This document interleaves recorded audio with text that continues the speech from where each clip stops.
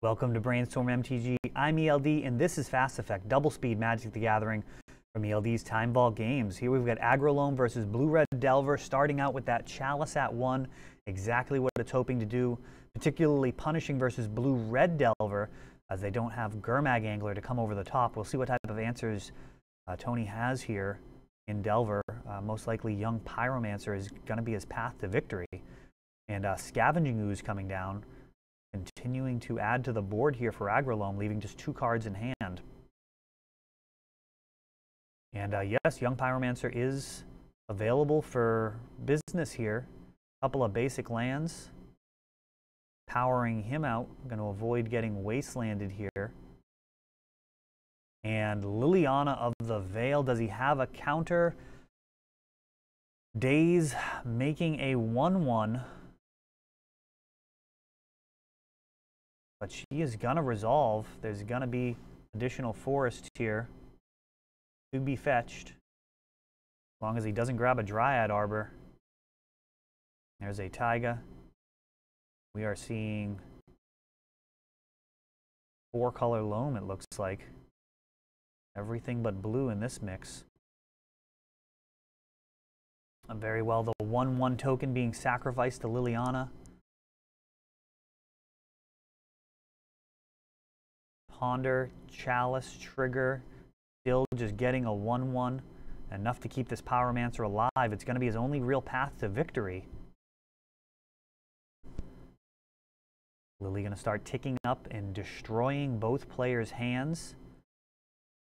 Of course, it looks like Aggro Loam is actually going to be... Wow, what a phenomenal situation for Loam. A Dark Confidant and a Chalice at 1. And they're going to be relying on Dark Confidant for extra card advantage. Ideally, Aggro Loam will be drawing 2 cards a turn, one of them a land, and committing to the board, additionally just piling on. Delver fighting valiantly here. Definitely a heads-up play, using that Daze to keep around the Young Pyromancer.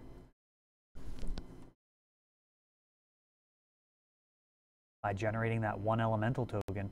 Wasteland revealed to Dark Confidant. Being played, taking out that Volcanic Island.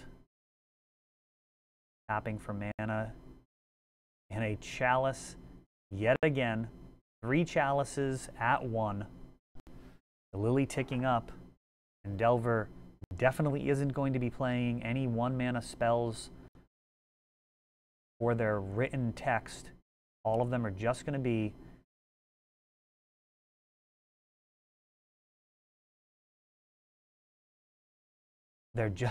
for the Young Pyromancer trigger. Now Snapcaster joins in as well. And going to be able to swing all out at Lily.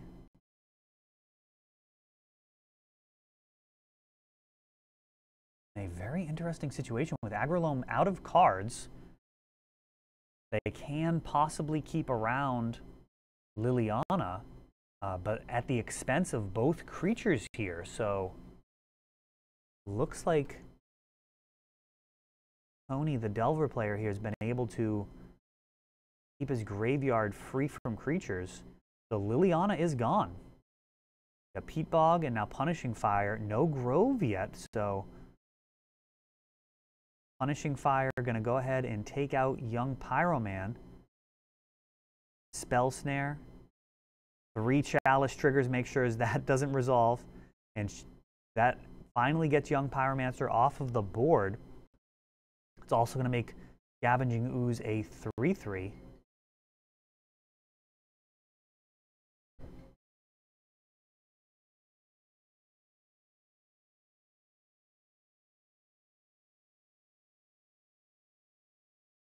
And looks like Snapcaster being eaten by Young Pyromancer, or by Scavenging Ooze. Perhaps the first error of the match for Delver, who's played otherwise very tight. Knight of the Reliquary shows up, and Delver packing it in, perhaps feeling a little bit of the sting of missing Scavenging Ooze, getting bigger and actually eating the Snapcaster Mage. At any rate, almost certainly the right play to be packing it in with enough time on the clock to actually finish games 2 and 3. Aggro Loam may have taken several more minutes to wrap that game up. That's not necessarily something you want to give them. Loam can kind of create a situation where they are, worst case, playing for a draw with game 1 in the bag. Delver definitely wants to get the wins here. Tony's put up some great results at the Time Vault here in Bellingham, Massachusetts. One of our local players here. Got back into it with Byrne a couple years ago, I believe. At this point, maybe a little over a year ago. Great to have him come back to the game after many years away. And went from Byrne over to Blue-Red Delver, continuing to build out his collection to great success. So always nice to see. The path into Legacy is actually a lot more attainable than people think. And he kind of has really shown that. He's put up great results and been able to use his winnings to continue to improve his collection. I think there's just a single volcanic island left for him to finish this list optimally. Actually spotting him a volcanic. He also used that in the Leaving a Legacy Open. Some difficulty with some mirror matches there, actually. It's a tough matchup. Paramander's a very interesting card. Definitely has strengths and weaknesses depending on the expected metagame in the matches you're playing against. I believe Tony's running Grim Lavamancer in that slot, which is very good on crowd control. Excellent at dealing with decks like Death and Taxes, and potentially very useful in a matchup versus a deck like Aggro Loam if it's early enough. By the mid and late game, a lot of the time Aggro Loam's threats are so big that Lavamancer not going to be hugely relevant. Here we see Wasteland taking out the first land drop for Aggro Loam.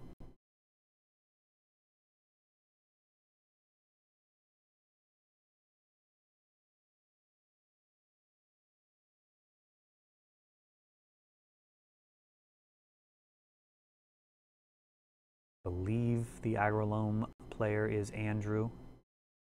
Not 100% positive. Here we've got Delver of Secrets.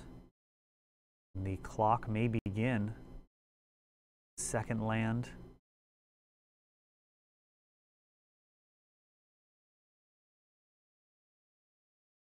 Delver not flipping. Is it a card that's worth keeping? And always fetch after the Delver trigger, and actually that's going to happen. That was some super tapping there, actually full 360. Unfortunately only gets to do damage once. That does not give the creature double strike. Andrew definitely familiar enough with the game to not fall for that. And here we go, Young Pyromancer.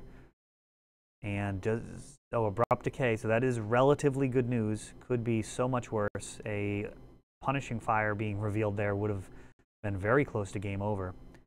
Chalice at 1 coming down. And Cabal Pit a long way away from killing anything.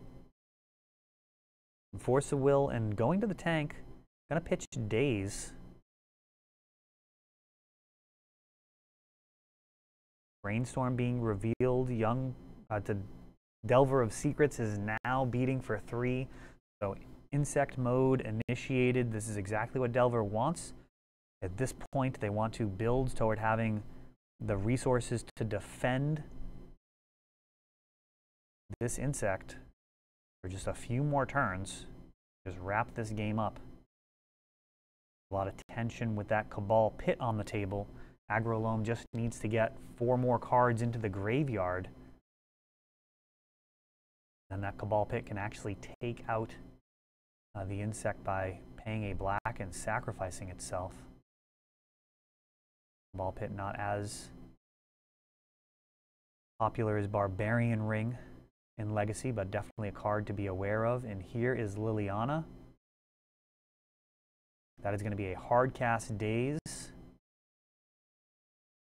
3 more damage coming through, just 4 more turns to hold the fort down. Can Delver do it? Or will Aggro Loam stabilize here?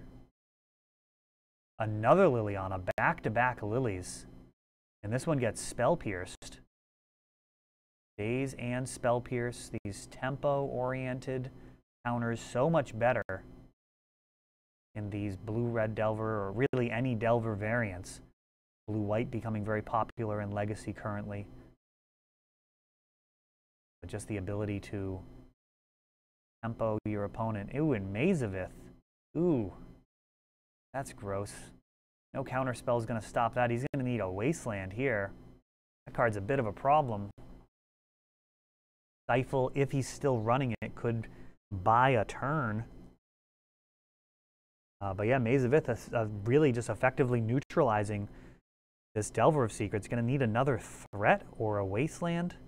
Maybe a bunch of burn. Let's see where this goes. Wasteland being revealed. Still just 4 cards in the graveyard. Hoping Dark Confidant does some damage to Andrew here, putting him perhaps in bolt range.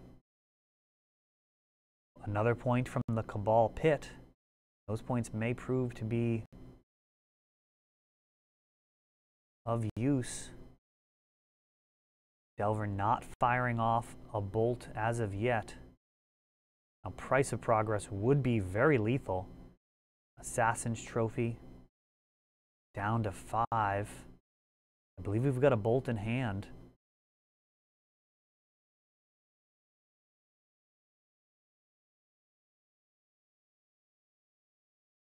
And Chalice at 1.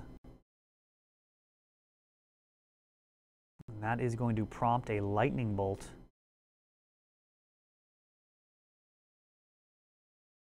Tough to say that actually is worth doing. Those cards can be, 1 casting cost cards can be discarded to Liliana. I'm not sure what Delver is going to be drawing to from this point moving forward. Price of Progress is going to do the deal pretty much no matter what. So I suppose additional Wastelands could push Aggro Loam outside of Price of Progress range, allowing him to Wasteland his own lands. So, yeah, let's see here. This Dark Confidant at just 2 life. Really Delver's main win condition. Ooh, and Swords to Plowshares would have been an answer. 1 more turn and Cabal Pit can actually take out Dark Confidant before it deals a lethal blow to its owner. Young Pyromancer coming down.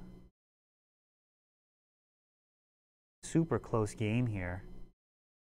Assassin's Trophy. And it's going to be used on the Young Pyromancer.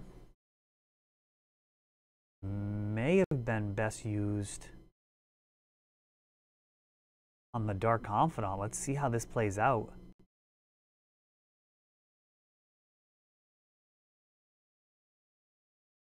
From 2 life here. Revealing life from the Loam, and that is it. Too much faith paid, greatness at any cost, and Dark Confidant stabbing Andrew right in the back there, forcing a game 3. And looks like making some sideboard adjustments here. With the Liliana and the Mazavith, may have just been fine just getting rid of your own Dark Confidant. Mazavith and the Cabal Pit as well. I mean, there was a bunch of ways of handling the creatures on board, so that is definitely one to rewatch. Kind of rethink those lines. Dark Confidants being benched. They have been shamed.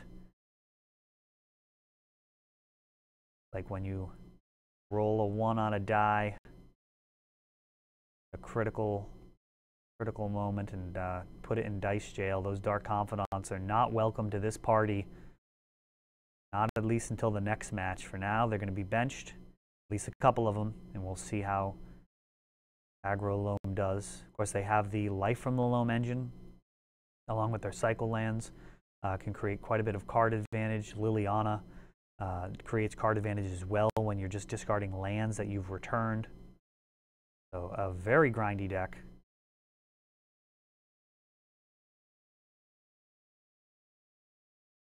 Main focus is really making sure to get that Chalice at 1 down.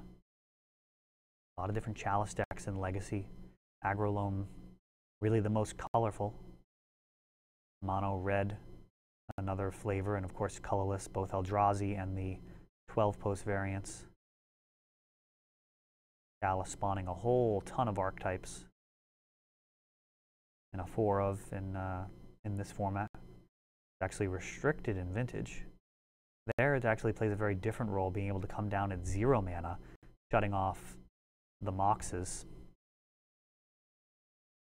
Resetting the life totals here. Probably about 20 minutes left in the round.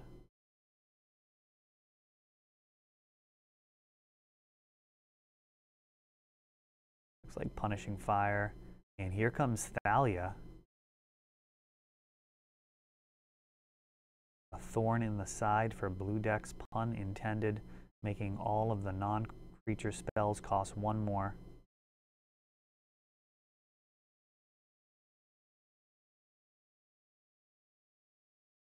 And Lightning Bolt for 2 mana, still a bargain. I mean, they do play Lightning Strike in Standard. It gets the job done. Clearing her out of the way. 2 mana feels just fine. Delver still no threat on board. Brainstorm looking to find one. Maze of Ith, Liliana, another Thalia.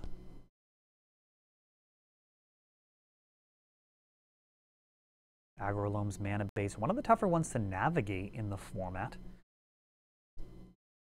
Doesn't have a ton of ramp like Nick Fit, so it's not really forgiving. Fetching out the wrong duel at the wrong time can actually prove to be a game loss with this type of deck. Making sure you have mana to play spells like Liliana, Thalia, Knight of the Reliquary, Dark Confidant, Punishing Fire, with the ability to pay the red for buyback and cast it. I mean, there's a lot of considerations with the mana base. So the difference between a novice with the deck and an expert player will show up over many games. Just being able to have full access in the early games to all of the different key cards. And another Lightning Bolt for Delver. So far, just really playing the control route. And Blood Moon, ooh, that one, that is a huge blow. Chalice at 1. Both players looking for some spite. Delver actually has the force of will for that. And talk about the importance of mana management. Now he is dealing with just a bunch of mountains. So this is a terrible situation for Aggro Loam. Just an absolute haymaker of a sideboard card from Blue-Red Delver. Delver does come down. Punishing Fires. Will it clear him out? No, thank you. Force of Will. Perhaps more about time management than anything. The only card in Aggro Loam that's going to be, I can't even really think of too many cards that are going to be able to get him there from here. Another Chalice. But now that the Delver's out,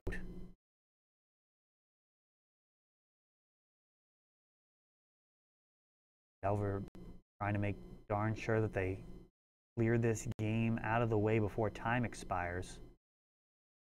Probably about 10 minutes or so left in the round, if that. That timer is not correct. And Smash to Smithereens. A powerful sideboard card, adding 3 damage and clearing that Chalice, and that has been enough for Aggro Loam. Blood Moon just going to be too much to play through.